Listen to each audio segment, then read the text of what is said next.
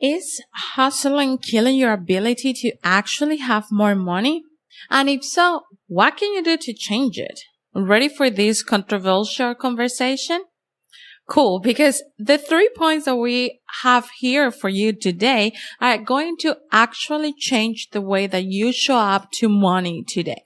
But before we dive into today's episode, do you know most of new entrepreneurs never become profitable because their money blocks literally sabotage their success? I know, but this doesn't have to be you.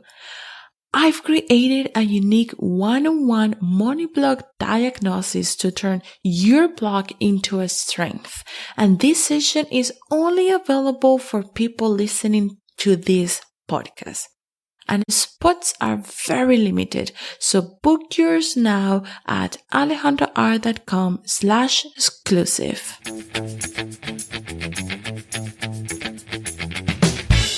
You're listening to the Happy and Wealthy Bilingual Podcast, a place where we combine personal finance with powerful lessons to expand your money mindset so you can embody the wealthiest and happiest version of yourself. I'm your host, Alejandra Rojas, finance professional and money mindset expert, and here is your weekly episode to start shifting your reality.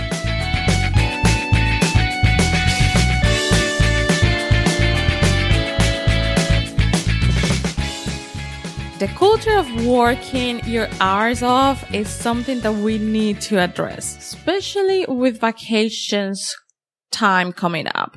So let's talk about it with Mariely. In the last episode, we addressed the question on how in the world would you take a vacation if for the longest time you have been holding your breath with money.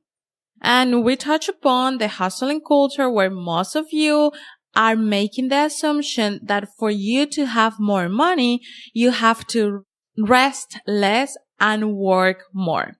So I want to continue the conversation with Mariely and her experience of hustling and going to Greece. Welcome, Mariely. Thank you, Alejandra. So let's continue this conversation because we kind of left it handed there in the last episode on how you really went through the process of manifesting, for a lack of a better word, your trip to Greece and how that hustling culture knocked your door and how you just took a different approach because you were actually in a completely different mindset. So walk us through that moment.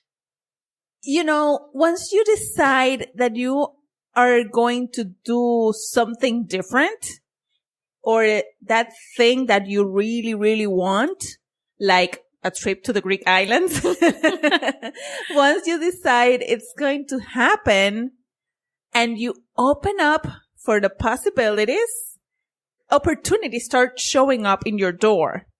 And then it is up to you to decide whether it's a good opportunity or not.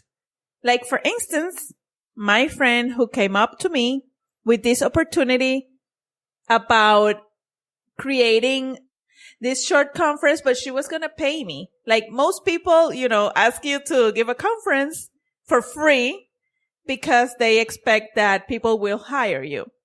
But in this case, she was, no, I'm paying you for your time. I'm like, okay, beautiful. I'll be more than happy to do this.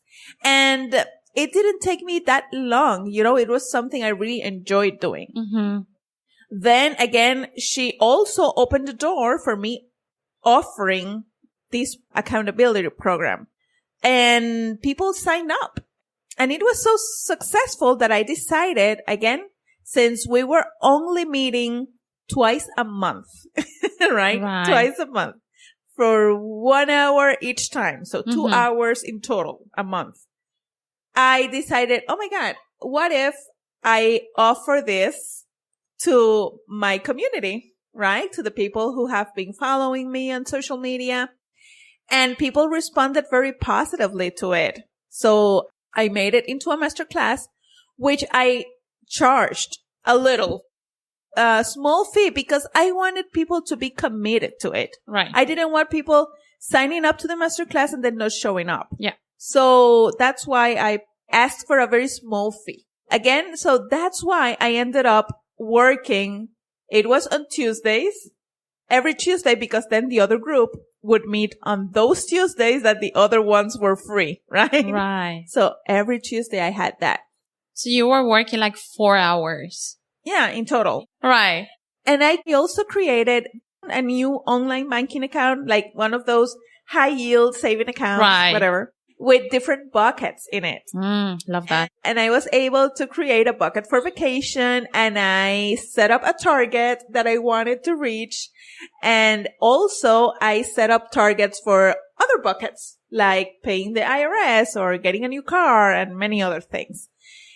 And it was beautiful because I was making all this extra money by working only like 4 hours a month, like you just say. Yeah. And when I received that money, I would put it away, you know? So it was very easy for me.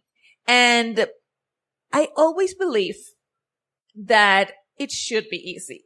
Right. That's the thing. And let me just stop you there because you have said something that speaks directly to a big layer of managing money, which is the strategy. Like, what is the strategy that you're going to put in place? But what is beautiful is that it was your strategy, the one that worked for you. I have another client that she cannot do this because by opening a bank account without really knowing where the funds are going to come, it stressed her so much. It's just like, I can see the bank account. I don't know how I'm going to make it. This is stressing me out. I don't have money. And she keeps coming back to that mentality. So that's why I tell everybody, like, the best strategy is the strategy that works for you. Of course. It doesn't have to be because we are talking about it here, because it worked for Mariely, because it worked for X or Z. It means that if it doesn't work for you, you're doing something wrong. That's one thing that I want to highlight here. But also, how cool is that you know and say it should be easy. It shouldn't be a hassle. So did you always think this way? No. Okay. What happened before and what was the moment that you started to shift that mindset? Well, coaching played a big part in it. When I got certified as a coach, I remember learning about the 7 big illusions.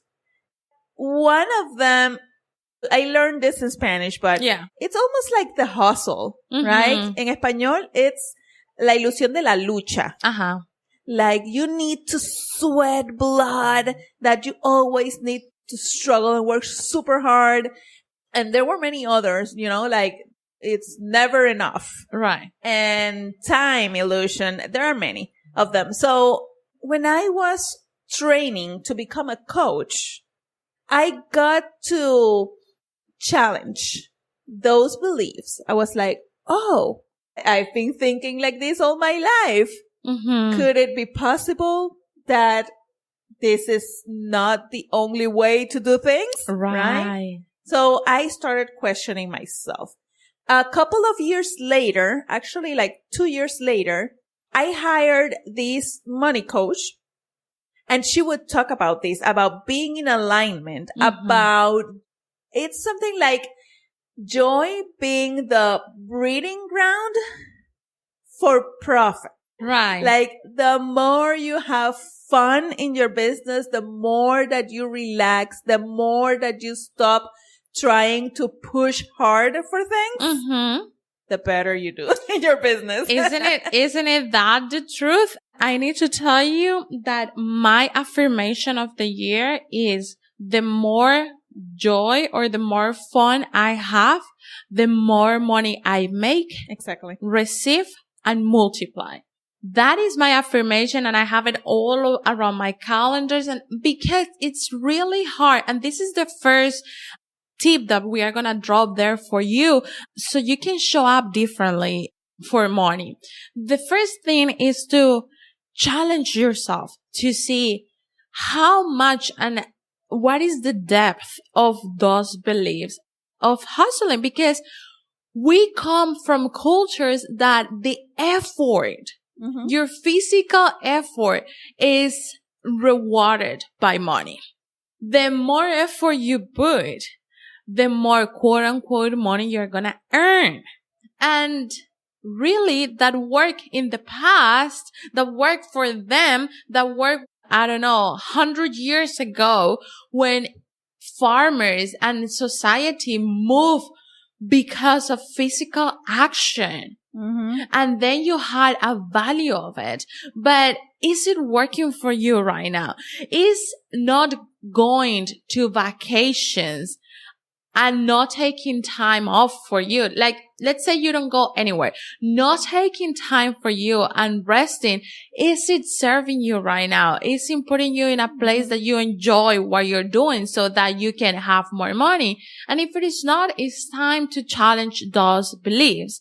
And I have proof. Right. At some point, I was working many, many hours and I was freelancing, but my fee per hour was kind of low at that moment. It was like for probably 4 years. And then something happened in the economy, in the local economy. After 4 years, I was kind of in this comfort zone, even though I was working a lot of hours, but it was like the usual thing. I was making a living. But in February 2015, I remember this. I received this phone call. Mariely, I can no longer afford your services. I cannot continue hiring you because of the changes in the government. I lost many contracts, blah, blah, blah.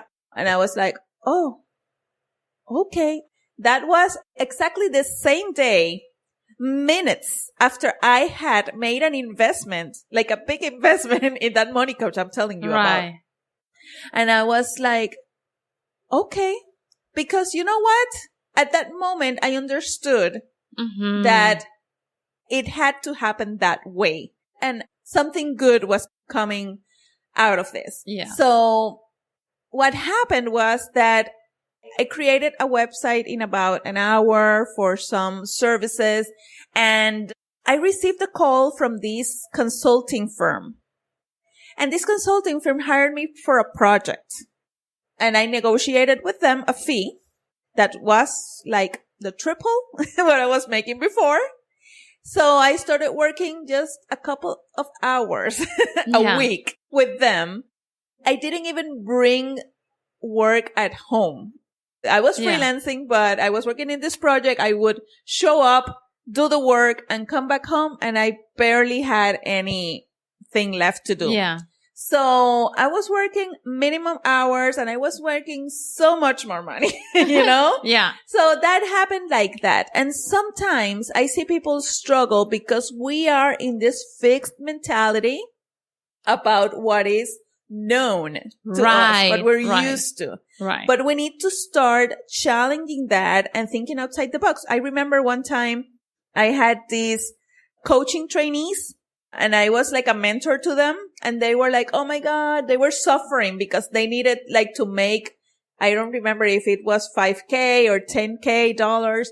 And they were like, oh, we're going to sell raffle tickets. And they were thinking about doing it. And I'm like, why don't you find a client who pays you $10K? Right. That's all you need. What client? Right. $10K. And they were like, what? Yeah. So that's when you really get to face, like when you are not the person who is living the challenge, get to face like, well, yeah, this person can charge 10K for it. Why you don't do it? But when it comes to talking about you, it's like, can I charge 10K? Like, can I? So there are all of these beliefs that make you or us in general to work harder because somehow, some way in society in general, this, if you don't work harder, you don't deserve to have this 10K. If you don't work harder, you don't deserve to have this vacation. Yeah. And we are giving you a slip here and saying, go to your freaking vacation if that's what you want to do. Because guess what happens? But you holding these beliefs, you are going against the flow of money. And this is something that I'm going to talk about inside of my masterclass, where I'm going to show the 3 layers of money, because we don't realize that by doing one action that doesn't seem hurtful with money, by giving a discount, even though that we know that we cannot give a discount because we are not going to survive with the business, or finding all these little things, or working over hours for a long period of time, doing all these things are actually killing the perspective and all of these things that really matters with money. And people sabotage themselves. Like when you're receiving a lot of money and you feel like, oh my God, do I really deserve this? Because I only, and people start questioning and doubting themselves. Yes, you do deserve it. Right. You're worth it. And if you don't feel like it, then that's the second point that we are going to drop, which is that's your money block. For as long as you keep carrying that block, you're going to continue to self-sabotage. Just look at how many millionaires have filed for bankruptcy. Look how many millionaires have been really hurting their mental health, like getting into a point where, what is all this about? What is this for? Why we are doing what we are doing. It's not about the money. The money is just the vehicle. It's about what is it that really you want. So I want to talk about this because right now we are in the same place in Puerto Rico and we are having a great time, and we have been seeing a lot of synchronicities. 111, 888, 999. This is something so amazing because we have taken a week. Like Mariely has taken a week. I've been taking a week off of work, even though that I'm in the middle of a lounge. But I've been taking this time because it is important to recalibrate and see, how am I guiding not only the money that I have, but also how am I guiding my thoughts about it? How am I guiding the energy I'm putting into it? And what am I doing really with everything that I'm doing? And that doesn't require you to work 20 out of 24 hours of the day. So really with vacations, and we have put this topic because we are about to go into summer, and I know that every time that I share my trips with you in general, the one that is listening to me, you are like, Ale, how can you travel so much? Where are you going next? And all these things. And I'm here telling you, this is the way I decided to guide money. I have clients that the way that they decided to guide money is by working 2 hours per day, having their time for their kids and doing nothing else. And that's their way of self-care. So I want to ask you, what is your way of guiding money? What is your way of having self-care? What is your way to go against the hustling culture that is actually killing that money flow? Absolutely. Because you know what? People burn out.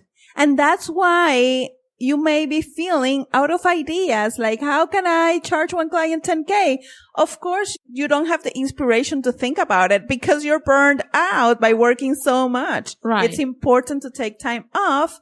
And when you work less, you're able to give your very best energy, your very best service, your very best ideas, your very best work to your clients or to your boss or whomever it is.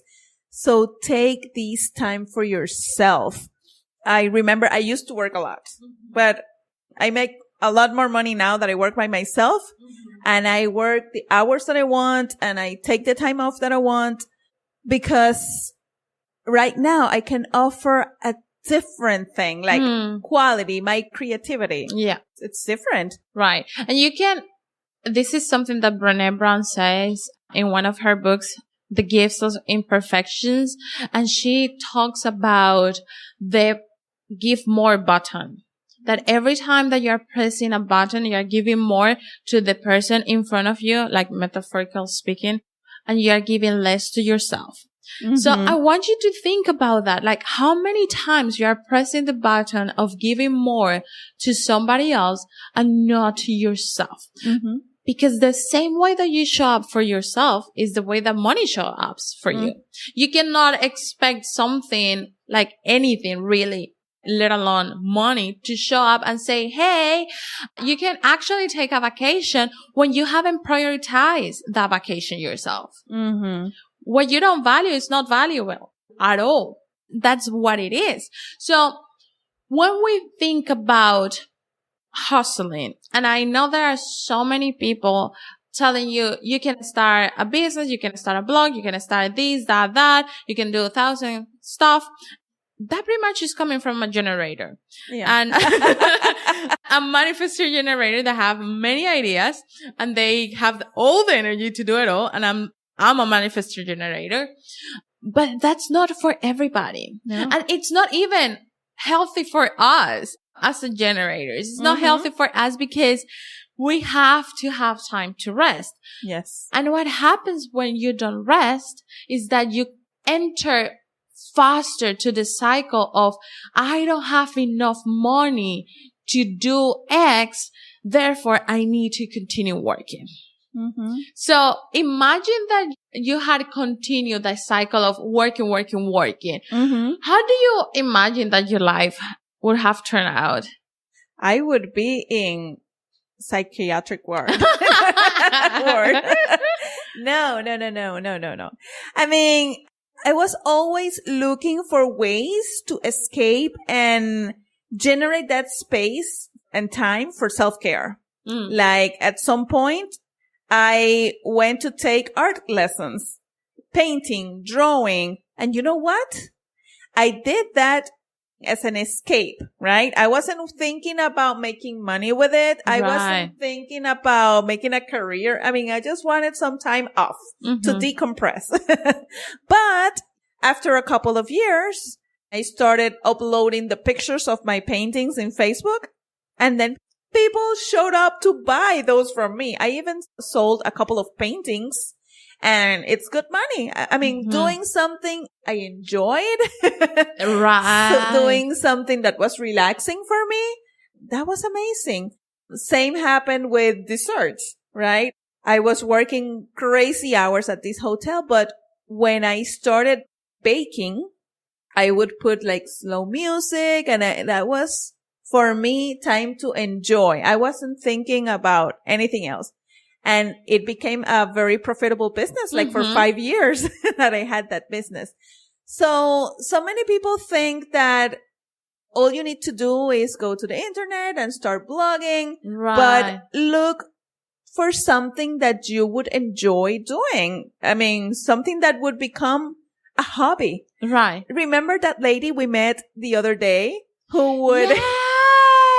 Yeah. That lady's making money out of her passion. Yes. I mean, because she has a YouTube channel and all she does is go to these beautiful places. Wait. Let me tell you this story. Go ahead. So, we are here in Puerto Rico and Mariely has taken me to, where is the place? La Parguera in Lajas. Lajas, but it's the south of Puerto Rico. So, she has taken me to this beautiful place with her friend, and we found a lady that was getting ready with a huge camera. Yeah. And we were like, okay, what's happening here? So we entered to La Playita Rosada, and your friend actually asked her, like, what are you doing? Are you recording?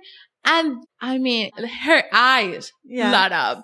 And the look for this type of birds, this is the bird that is native from Puerto Rico, and I've been seeing her like the bird in this place, and there are other types, and she just started to talk about that. And then after 20 minutes of conversation that she showed us what the bird was, where the house of the bird was, and all that, she said, by the way, I have a YouTube channel. Yes. Do you remember the name? Aves Puerto Rico. Aves Puerto Rico. By the way, if you're listening to this and you're a bird watcher, go Yeah. because they really explain everything. But she was just sharing what she knew. Yeah. And then 20K followers on the YouTube channel. And it's just her and her husband enjoying it's just a lifestyle. It's just like, this is it. This is what is the cure for hustling. Enjoy the fuck out of what you are doing.